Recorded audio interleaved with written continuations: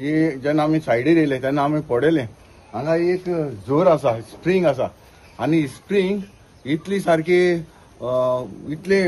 20 वर्साक 12 म्हयने हे उदक हांगासर येता आनी कोल्ड सारखे जाता म्हणजे कोल्ड हात घातलो न्हू इतलें कोल्ड येता आनी म्हाका स्प्रिंग जावपाक म्हाका इतलें दिसलें की कितें उदक एवरी टायम हें भायर वयता आनी हेका मेंटेनन्स केन्ना जावंकूच ना. जेन्ना म्हाका दिसलें तेन्ना आमचे डिपार्टमेंटाक जे RDA जे आमचे डिपार्टमेंट आसा जे आमचे चिमणी आसा जावं आमचे बाकीचे तेजे AE JE सगळे आसा आनी म्हाका भरपूर सपोर्ट केलो आनी हांवें जो प्रपोजल आमी RDA ऑफिसरान हांवें घातलो आनी तेन्ना आमचो ex minister Govind Gawade sir RDA minister आसलो तशेंच आतां आमचो CMूय आसा त्यांनी सगळ्यांनी म्हाका आदार दिवन आयज आमी हाचें इनॉग्रेशन केलें आसा.